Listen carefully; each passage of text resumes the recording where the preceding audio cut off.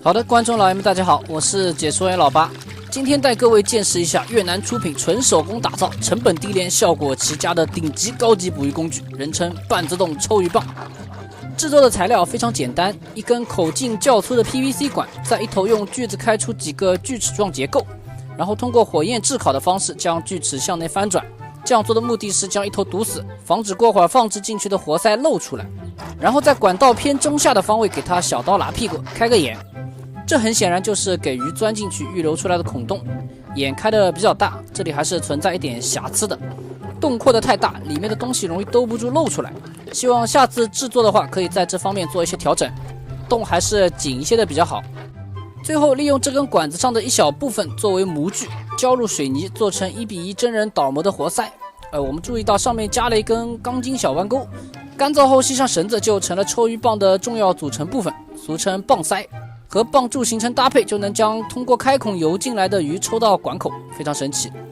那么工具制作完成，我们来到河边，首先利用几根铁棒搭建一个支架，支架分前后两部分，一前一后，高度略有不同，目的是让 PVC 管的管口以45度角仰望天空。这个角度并不是随随便便决定的，高了鱼囤不起来，低了鱼会跑出去，特别讲究。架完棒柱后，把之前制作的棒塞与一根铁链连接到一起，塞入柱子内部。这玩意儿滑到底部后会被之前内翻的锯齿挡住，防止拖出柱体，一切都在计算之中，堪称鬼斧神工，牛马之作。最后我们将越南秘制烤肉蘸料拌入新鲜的米饭中，这是当地非常流行的一种钓鱼窝料，全部传成团，一点不要留，全部怼进管子内，一定要注意怼到最深处，够紧实才效果持久。好的，来到快乐收获的时刻。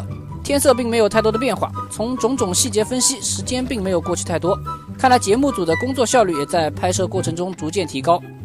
我们来看一下这个高科技抽鱼棒的工作效率如何。只见美女缓缓拉动铁链，一点一点的将棒塞拉出洞口，沉甸甸的手感似乎在预示着今天的大丰收。漂亮，水来了，一股股清流从洞口徐徐冒出，紧跟其后的是一条条鲜活的鱼儿，争先恐后的跃入管口下方的水盆中。想不到一个小小的管子内可以藏下这么多不同品种的鱼，甚至还有黄鳝。我操，这有点夸张了吧？咋不塞几头猪进去？我看这管子空间不小，怎么第3头老母猪塞进去绰绰有余啊？搭配奥斯卡级别的5毛演技，妥妥的节目效果炸裂。